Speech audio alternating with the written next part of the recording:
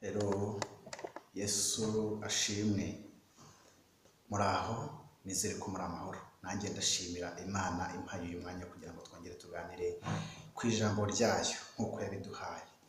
Ndongera gushimira abantu bakoze subscribe kuri iyi channel kugira ngo bajye babona icyigisho uko tugishyizeho. Ndashimira abantu bagenda baduha comment kandi bajye baduha ibyifuzo byo gusengera Imana ibaha umugisha, kandi nizere ko Imana hari ikigenda ikora ku buzima bwanyu uko buje n'uko bukeye. Uyu munsi ndagira ngo tuganire amagambo y'ihumure, amagambo y'Imana, amagambo agaragaza ko Imana ifite ubundi buryo nubwo ubona ko nta bundi buryo bugihari, amagambo akwibutsa ko Imana atari umuntu, ko ifite ijambo rya nyuma ku buzima bwawe bwa buri munsi. Ndagira ngo muganirize amagambo akwibutsa ko Imana igifite ubundi buryo nubwo wowe byanze, ubona ko byanze. Ushobora kuba urwaye wumva ko kwa muganga bavuze ko byananiranye, ko bitacyemeye, ariko ndakubwira ko Yesu akivuga ngo ibintu biracyashoboka. Ndagira ngo mubwire ko hejuru y'ubwenge bw'abana b'abantu, hejuru y'ubushobozi bwabo hari imbaraga z'Imana, hari ubushobozi bundi Imana ifite. Ndagira ngo mubwire ko ibyo ubona ko bikomeye Imana yo bitayikomereye. Ndagira ngo mubwire ko bigaragara ko ari iminwa y'intare, ko Imana irayipfuka. Ndagira ngo mubwire ko bigaragara ko ari umuriro utwika, ko Imana irabinetraliza ugacamo ugakomeza. Yesu atugirire neza. Kugira ngo tuganire amagambo y'Imana ari mu gitabo cya Yobu ibice 9 umurongo wa 5. Haranditse ngo yimura imisozi itabimenye, ikayubikana uburakari bwayo. Iyi ni Imana yimura imisozi itayimenye. Ndagira ngo nongere nkubwire ko Imana igifite ubutware nk'ubwo yahoranye kera. Imana igifite uburyo wowe udatekereza utazi. Ndagira ngo nkubwire ko Imana igifite uko yabigenza. Wowe nubwo ubona byanze, umuryango ushobora kubona ko byabona n'ibyo bibazo ufite, ushobora kubona ko abo wizeramo ubushobozi byanze, ushobora kubona ko muganga uzi ko araguha igisubizo akubwira ko indwara yawe iraza gukira, akaba yakubwiye ngo iyi ndwara uragenda wigumire mu rugo izakwica. Ndagira ngo nkubutse ko ari abantu babikubwiye atari Imana yabivuze. Ndagira ngo nkubutse yuko aho wabonaga ukura ubuzima, wabonaga ukura imibereho, nubwo ubona ko harangiye, ko havuyeho, ndagira ngo nkubwire ko Imana igikamya akagezi yacukuye kandi ubwo hita wirefera kwa Eliya uko byagenze. Ndagira ngo nkubwire ko Imana ikubabaza ariko ifite n'urwungu. Kandi ndagira ngo nkubwire ko ikintu cyose kikunyuraho, ikintu cyose unyuramo ubona ko giteye ubwoba, kibabaje, ikintu cyose unyuramo ubona ko kikubabaza, ndagira ngo nkubwire ko ari opportunity Imana iguhaye yo kugira ngo iguhe ibindi biruta ibyo wari ufite. Umunsi umwe uyu mugabo Yobu yari umutunzi nk'uko mubizi ijambo ry'Imana ribivuga, yari akomeye, ariko kubera Imana kubwo kugira ngo izina ryayo rishyirwe hejuru, kugira ngo icyubahiro cyayo gikomeze kugaragara mu bantu, mu bana b'abantu, yemeye ko ibyo yari afite bigenda, yemera ko abana bapfa. Imana yemera ko ubutunzi yari afite bugenda. Imana yemera ko inshuti zimuvaho, aho kugira ngo zimukomeze zimufate mu mugongo, ahubwo ziza kugaragaza ko afite ibyaha byatumye ahura n'ibyo byago. Imana yemera ko izo nshuti zimuvaho. Imana yemera ko n'umugore amuvaho, kugeza ubwo yavuze ngo watutse iyo Mana wiringiye ukavuga ukipfira. Imana ibyo yarabyemeye. Sinshaka ko dutinda cyane kuri aya magambo yo muri Yobu, ariko ndagira ngo nkubwiremo amagambo makeya. Ndakwibutsa ko Imana yabyemeye kugira ngo izina ryo rizahabwe icyubahiro. Satani yari azi ko byarangiye, ko Yobu yapfuye, Yobu ahombye, Yobu ko ubuzima bwe burangiye. Satani kureba kwe kwagarukiraga ku mibyimba ya Yobu, kureba kwa Satani kwagarukiraga ku mababaro afite, kureba kwa Satani kwagarukiraga ku kwishimisha urujyo kwa Yobu, ariko kureba kwa Satani ntabwo kwageraga aho Yobu azaba yaramaze kugera kuba umutunzi, aho Yobu azaba yaramaze kubyara abandi bakobwa beza, abandi bahungu beza. Ntabwo Satani yabashaga kubona aho Yobu azaba afite inka nyinshi, azaba afite ingamiya nyinshi. Ntabwo Satani yabonaga aho Yobu azongera kugira abagaragu n'abaja benshi. Satani cyabona ni icyo ngicyo uri kunyuramo. Satani arabona uwo mubabaro wawe, Satani arabona abantu bakuvuyeho, Satani arabona ibyago wahuye nabyo, Satani arabona ubuzima bwanze, Satani arabona ubwo burwayi bwawe, ariko Satani ntabona gukira kwabaho kuri. Imana ishimwe ko ahangaye hashishe Satani. Ndagira ngo nkubwire yuko aho Satani abona, wowe udakwiriye ko kuba ariho nawe ubona, ahubwo reba nyuma y'ibyo uri kunyuramo igihari. Ndagira ngo twifashishe amagambo y'Imana turebe uyu mugabo witwa Daniyeli. umugabo witwa Daniyeli bamugiriye ishyari abayobozi bagenzi be bashaka uburyo bamukorera politiki ku mwami, babwira umwami ngo asinyire yuko ari we ukwiriye kuba usengwa mu gihe runaka. Umwami yagize ngo ni iby'icyubahiro, agira ngo nibyo kugira ngo yamamare mu gihugu, bigaragare ubuhangange afite.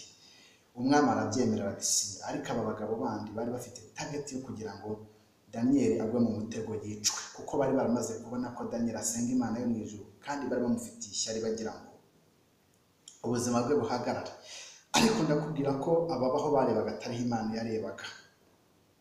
Murabyibuka umwami yarabyemera ariko arabisinyira, ariko Daniyeli yumvishije iryo tegeko ararimenya arisobanukirwa, ntiyaterwa ubwoba nuko hagiyeho iryo tegeko, kuko yari yaramaze kumenya imbaraga z'Imana zimuriho, yaramaze kumenya icyubahiro cy'Imana kimuriho, yaramaze kuba determine ku buzima bwe bwose ko ari umuntu ukwiye gusenga Imana mu bihe byiza no mu bihe bibi, akwiye gusenga Imana mu buzima buryoshye n'ubuzima bwashaririye.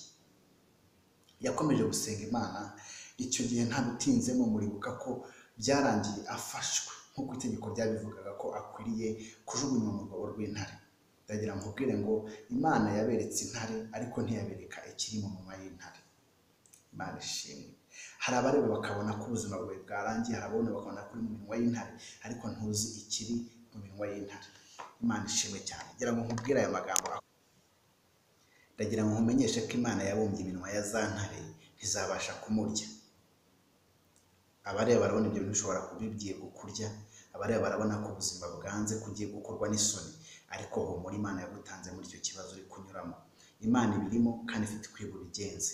Ndagira ngo nkuhishurire ko uyu mugabo Imana yamugenze imbere ikanyura mu mutima w'umwami, nubwo umwami rero wari warasinye itegeko ry'uko agomba kwicwa kandi akanabyubahiriza, ariko we mu mutima we ntabwo yumvaga atishimira ko Daniyeli yapfa.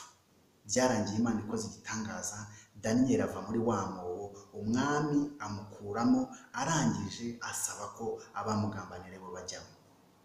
Sinkubwiye ngo wifurize ko abanzi bawe bapfa, sinkubwiye ngo wifurize ko abanzi bawe bahura n'ibyago wari urimo kunyuramo, ndagira ngo ahubwo nkutangarize ko Imana ifite ubundi buryo yateganyije bwo kugutabara mu kigeragezo wari urimo kugenda unyuramo muri iyi minsi. Hari ibyo abantu bashobora kuba bari kubona ko bidashoboka, ariko Imana ntabwo iri kubona ko bidashoboka. Imana irabona ko ibintu bikiri gushoboka. Ndagira ngo nkwibutse igihe Yesu yararimo kuvuga ubutumwa, bikagera amasaha akuze, ubwo byabaye ngombwa ko abigishwa bamusaba ngo niyo nasezerere abantu bari baje kumva ijambo ry'Imana batahe bajye kurya.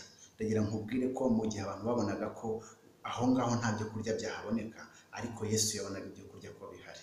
Imana ishimwe. Mu bikeya Imana ifitemo byinshi, mu byo ubona ufite bikeya Imana ifitemo byinshi, mu byo ubona bitari gushoboka ariko nanone ari uburyo buto ufite, Imana ifitemo uburyo bunini. Mu nzira ntoya uri kubona, Imana ifitemo inzira nini. Mu byo ubona ko bicuramye, Imana irabibona nk'ibihagaze. Ushobora kuba ubona hari ibintu bikeya ufite ariko kumva nta cyizere cy'uko Imana yabinyuramo ukabona byinshi. Ndagutangaza ko Imana yabigira byinshi. Ndakwibutsa ko Yesu Kristo yabategetse ngo nimwicaze aba bantu bari mwebwe mu bagaburira. Afata imigati 5, afata amafi 5 arayatubura. Yesu abasha gutubura ibyo bikeya ufite bikaba byinshi. Imana itugirire neza. Aho abantu babona ko byarangiye, Imana iracyafitemo ubushobozi bwo kugira ikintu bikoraho. Ndagira ngo nkujyane kwa Samusoni. Umunsi abafilisitiya bafataga Samusoni bakamwogosha umusatsi, babonye ko birangiye, ko Samusoni ubuzima bwe burangiye, ko agiye gupfa. Bibagiwe yuko Samusoni afite umutwe ufite umusatsi ujya umera. Bogosha umusatsi wari uriho ariko ntibogosha umusatsi wari mu mutwe. Aya magambo ndashaka kuyakubwira ngira ngo nkubwire yuko ikigaragara ko ibyo wari ufite ko byagiye, batwaye ho biki, ariko hari ibindi byasigaye nawe utazi. Imana ifite uburyo yabigenza kugira ngo ibyo bintu wasigaranye bivemo igitangaza ku buzima bwawe. Uyu Samusoni umunsi bari bamushyize muri stade babona ko agiye kwicwa, ndagira nkubwire ko umusatsi wari watangiye kumera. Imana ishimwe. Hari agasatsi gake Samusoni yasigaranye, hari agasatsi gake Samusoni yari amaze kongera kubona kari kamaze kumera ku mutwe wiwe. Aho ngaho niho Imana yakoresheje za mbaraga zayo. Mwibuke ko muri iyo stade ngo Samusoni yishema abantu benshi kurusha abo yari yarigeze kwica mu gihe cyari cyaratambutse. Ndagira ngo nkwibutse ko Imana idategereje kuguha ibyo wabuze, ahubwo yo irakoresha bikeya ufite iguhe byinshi. Ntabwo Imana iri kwita ku bintu wataye, ntabwo Imana ibyitayeho. Wabitaye ibireba. ifite gahunda yindi ishaka gukoresha icyo ufite ikaguha byinshi. Samusoni yakoresheje umusatsi mwinshi yari afite, ariko igihe cyarageze arawubura. Imana ikoresha gakeya kari kamaze kumera, akora ibikomeye kuruta ibyo yari yarakoze mu gihe cyari cyaratambutse. Yesu atugirire neza. Reka nkujyane kwa Daniyeli nanone. Uyu Daniyeli mu gihe yari ahuye n'ibi bibazo bikomeye, abantu babona ko byarangiye, ko intare zigiye kumurya, ndagira ngo nkwibutse ko Imana yari ifite ubundi buryo. Yari yahishe ibanga mu mwami, imuha umutima w'urukundo. Nubwo rero warasinye ko agomba gupfa, ariko urukundo umwami yamukunze rwatumye arara ijoro ajya kumuhamagara. Ese uko kwizera yagukuye hehe? Ni imbaraga z'Imana zari muri we, ni ugukora kw'Imana kwari kwaje kuri uwo mwami. Yesu atugirire neza. Reka kujyane kwa Mose. Uyu Mose uburyo Imana yamukoresheje uburyo butangaje, yakoresheje uburyo budasanzwe. Njya nibaza kuki Imana itakoresheje Mose akiri ibwami, ikarindira ko abanza kunyura mu butayu, ikarindira ko ajya kuba umushumba w'intama kandi atari experience yari afite, ikamuhamagara mu gihe yari yacishijwe bugufi. Ndagira ngo nkwibutse ko uyu mwana Mose yari yarakuriye kwa Farawo. Uyu mwana Mose yari yaratorejwe kwa Farawo. Uyu mwana Mose yari umusirikare ukomeye. Uyu mwana Mose yari akomeye ibwami, ariko Imana ntabwo yashatse kumukoresha muri icyo gihe yari akomeye, ahubwo yabanje kumunyuza mu butayu kugira ngo bizamukoreshe mu gihe nta kindi yari afite cyo kwishingikiriza. Hari igihe Imana ifunga inzira wari kunyuramo ukagira ngo urubange kwanga, ariko nyamara Imana ibikora biriya kugira ngo mu gihe izaba imaze gukora icyo gitangaza, igitangaza cyo kizagira ireme kuruta uko wari kuzabifata wibwira ko hari icyo nawe wakozeho. Imana ishimwe cyane. Uyu Mose iyo Imana iza kumukoresha akiri ibwami, yari kwibwira ko ari autorite yari afite ibwami imuhesheje kunegotiatinga cyangwa se kuvugana n'umwami kugira ngo akure Abisirayeli muri Egiputa. Icyo gihe yari kubyitwaza. Byashoboka ko yari kwitwaza imbaraga z'igisirikare afite, agakonvenka bamwe cyangwa se akanamura bamwe mu basirikare bo kwa Farawo, akababwira ngo mumfashe turwane urugamba, mumfashe nanjye hari icyo nzabafasha muri diro runaka. Byashobokaga ko ari kubigenza gutyo. Imana yakuye inzira zose yari kunyuramo, ibanza kumushyira wenyine kugira ngo izamuzane nta kindi yishingikirijeho, ahubwo yishingikirije ku nkoni. Imana idufashe cyane. Imana izamukira ku nkoni, inkoni yonyine igakora ibitangaza 10. Inkoni igakora Abisirayeli muri Egiputa, inkoni ikabambutsa inyanja, inkoni ikabageza iyo bajya. Nawe ushobora kubona ibyo usuzugura ari by'Imana igiye kunyuramo. Ushobora kuba uri kubona ko ibyo wasuzuguraga ntacyo bivuze, ariko Imana ariyo nzira yifite igiye kunyuramo kugira ngo igutabare. Reka nkwibutse uyu muhungu, abahungu uko ari 3, Saduraka, Meshake na Abedenego, bagumanye ikintu cyitwa kwizera, ntibareka gusenga Imana yabo. Babonye ibirimi by'umuriro barabibonaga, ariko ntibabitinye. Bavuze ijambo, baravuga bati Imana ibasha kudukiza, ariko nayo itadukiza ntibishoboka ko twabura kuyisenga. Imana idufashe. Ntibyatuma tujya gusuzugura Imana ngo tujye kumvira amategeko y'abantu bandi batari Imana yacu. Bakomeje kugira confidence mu Mana. Ese uracyafite Imana confidence? Uracyayizera ko yakoresha bikeya ufite igagukorera ibikomeye? Uracyayizera nk'Imana ishobora? Uracyayizera nk'Imana ifite ubundi buryo wowe udafite? Mwene data mushiki wanjye, nagira ngo nkuganirize ayo magambo nkubwira ngo tekereza ko Imana ifite ubundi buryo yanyuramo, idahereye kuri byinshi utekereza yari kunyuramo, itahereye ku bushobozi bw'abantu runaka, ahubwo ifite ubundi buryo igiye kubyenzamo, ikaguha guhura n'igitangaza cyawe, ikaguha guhura n'icyo wayisabye. Imana ikugirire neza, ifite ubundi buryo iyi Mana yacu. Ntugire panike, ntugire ubwoba bw'ejo hazaza, ntugire ubwoba bw'uko ubona ko byanze. Renza amaso uyu munsi, reba ejo hazaza hawe ko ari heza. Bona Imana nk'Imana igifite ubushobozi n'ubutware. Bona Imana nk'Imana ikubereye imbere. Wirebe ikigeragezo ngo wumve ugize ubwoba. Imana yagutanze muri icyo kigeragezo. Witinye ibyo ngibyo uri kunyuramo, kuko Imana iri kumwe nawe. Nubwo icecetse ariko irimo gukora. Niko korari yo muri Yerika yitwa Jehova Jire yavuze ngo ishobora guceceka kandi igeze kure iri kubikemura. Nawe Imana iracecetse, irasa naho itarimo kugaragara, ariko igeze kuri kubikemura. Humura, Yesu agiye kuza. Humura, Yesu agiye kugukorera ibikomeye. Humura, Yesu agiye kugutabara. Wigira ubwoba, iyo ndwara si yo kukwica, niyo kugira ngo izina ry'Imana rishirwe hejuru. Wigira ubwoba ngo ugiye kwicwa n'inzara, Yesu afite ukundi agiye kubigenza, ubone kugira neza kw'Imana. Witinya ngo wabuze biriya, ahubwo reba Imana ifite n'ibindi, ifite ubundi buryo yanyuramo. Yesu aguha umugisha. Wakoze kubana natwe muri iki kigisho wakoze kubana natwe muri uyu mwanya mwiza wo kumva ijambo ry'Imana.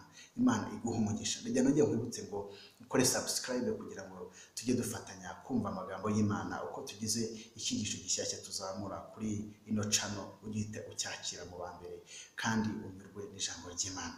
Yesu abaho umugisha naho kubw'icyigisho cy'ubutaha.